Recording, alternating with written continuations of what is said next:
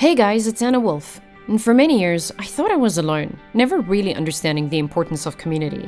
And the one word I almost never believed in was trust. But here I am, showing up in a new way, a way I hope that brings you solace.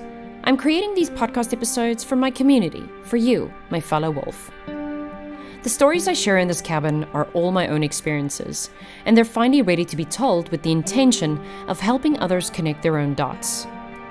I'm here to remind you that you aren't alone in this quest for more. And by the time you leave each episode, I hope you start asking yourself better questions and maybe even start telling yourself better lies. I'm not a doctor and I'm not a therapist, but you can think of me as your muse, your mentor, and fellow wolf, walking alongside you, bravely venturing into the unknown. Welcome to Anna Wolf in the Cabin. Why do we get anxious? As I'm recording this, it's around 8 p.m. and I've had a full day of work. My day starts off at 5 a.m. with a good cup of coffee, good vibrational music, my affirmation cards, and something positive on my podcast. Then I take my dog for a walk. I try not to look at my phone. Inevitably, I do look at my phone. Then walk and play with my dog. Wolf, my fur son. When I get home, I check my emails, check my schedule for the day, and officially start the various tasks that I have to complete. If I don't follow my schedule, in this very systematic way, I feel very scattered.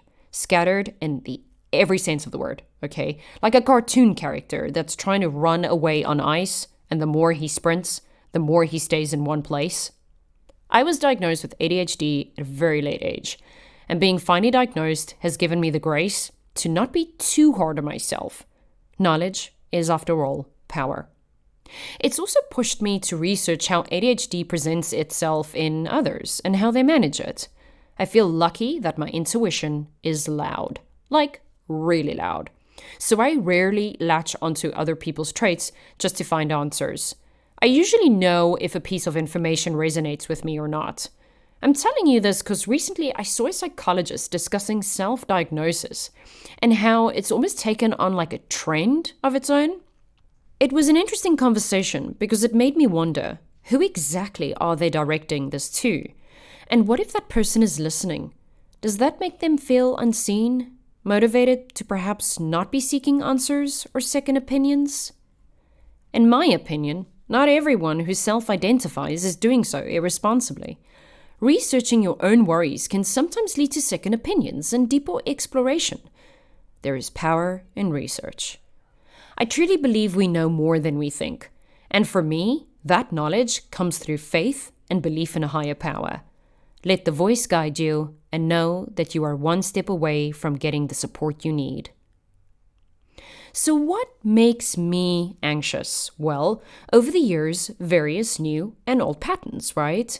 Being late for an appointment, forgetting an appointment, not understanding a simple task, letting someone explain the same thing over and over again and still not being able to grasp it, not being prepared enough for a show, being over-prepared for a show, being prepared for an acting job and still feeling like I've not done enough, social awkwardness, sensory issues, speeches, recording sessions, playing guitar in front of an audience to the point of not being able to push a simple chord such as the D, or walking home alone after a show. These are just a few examples that come to mind. What is anxiety exactly? Well, scientifically speaking. So, I went and researched it. Good old Google, or shall I say, ChatGPT. Here's what it said. Anxiety happens because of the brain's flight or fight response. An ancient survival mechanism. Our amygdala, the part of the brain that processes fear, sometimes overreacts and signals danger, even when none exists. It doesn't care if you're prepared. It's just trying to keep you safe. The body releases adrenaline and cortisol, which speeds up your heart rate, makes your muscles tense, and can even cause nausea and sweating. Even when we logically know we are safe, our brain's emotional side might not get the memo. It's like when you prepare for something, but your body still acts like it's about to go into battle. And that's why we get anxious, even when we don't need to be. So the next time you feel anxiety creeping in, Just remember, it's your brain trying to protect you. You're not crazy, you're just human.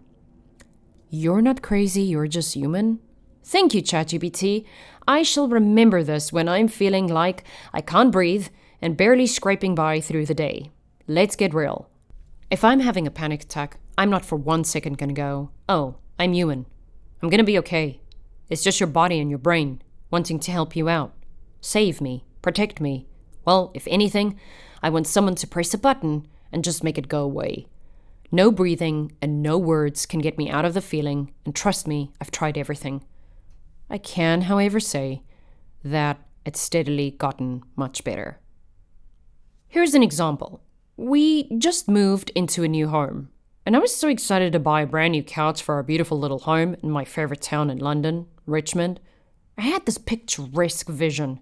We would move in, and I would live and love in this beautiful little spot we now call home. Well, in the very first week, I had a total sensory overload. The plan was simple. Purchase a couch from an online store and have it delivered. Done, right? Well, no. By the time the couch arrived, the box was so big it could barely fit through the doorway, which required 2 doors to enter. We tried every possible way to get it in, and things got even more intense with my overloaded mind that I took my fist and hit the wall. I say this with total embarrassment, because I knew I could have stopped it. But I did it in any way.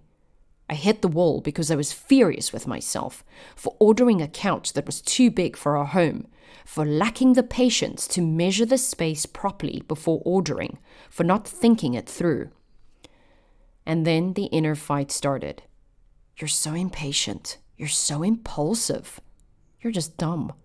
Oh, and you might as well hurt your fist because that's the only way you'll push yourself out of this heart-palpitating panic. And so I did. I am getting better. Baby step, big breaths. I'm not my thoughts. I am not my brain. This line helps me immensely. Just a little bit out of the black hole. Let's just say about 15%, but I'll take it. Another thing that helps me is comfort. If someone holds me, even just for a few seconds, my anxiety can be disarmed. It's so strange when your brain takes over like this. Meditation. 5 to 10 minutes. As many times as I can in a day or a week. And trust me, I know how hard it is when anxiety is crippling. But if you've never tried meditating before, please can I ask you a big favor? Please can you do it for me? For us? It's real simple. Just search on YouTube. Guided. 5 minutes meditation. Beginner. I remember being so anxious at times that if one more person told me I should meditate, I would get extremely angry and wish myself into another panic attack. And take that person with me, because they clearly had no idea what I was experiencing. I can't tell you how childlike it feels to experience a panic attack. And in my early 20s, my whole body would curl into a fetal position, and I would rock back and forth. With a combination of professional help, holistic practices, meditation, exercise, eating the right foods, helping the community, making a gratitude list, I started living outside of myself, outside of my brain. For a long time, I kept going back and forth, from change to the old, from I think I'm getting better to oh no, wait, I still have a long way to go. Anxiety for me was like renting a small space in my brain with no lease agreement, overstaying my welcome. And when the landlord had finally found a new tenant, I refused to move because this was my home, my safe place. But sometimes you have to move. Sometimes you have to find a new home. And this can be normal. The new doesn't have to be scary. You are not alone. The more I focused on my issues, the bigger they got. I believe that what we fear becomes bigger, and it never really goes away. We are just confronted with more of the same. I was suicidal, especially in my 20s. A lot of the time, I saw no point in living and easily understood why someone would want to end their life. But what kept me here was knowing that I had still small increments of bliss. You know, like seeing the blue sky, seeing a rainbow, enjoying the smell of rain, hearing thunder, one of my favorite sounds. Feeling grass under my feet, hearing someone's laugh, and seeing a smile. And I swear to you, those moments exist for all of us. It's just about clearing the fog. If no one talks to you and you feel completely alone, let this voice be a reminder to you. We are all the same. We all crave connection, and you aren't alone. You're here with me, listening. The abuse I experienced as a child and the back and forth toxic relationships I found myself in were not a new story. But at the same time, I was convinced that everything I was experiencing was unique, that I was walking this road alone, that no one would understand or get me. I have sat in AA meetings. I've been to many psychologists' offices, and even more so, psychic medium rooms. And my fellow wolf, our stories aren't unique. Yes, they have different layers, but when you start sharing your story with others, you realize that we have a lot more in common than we think.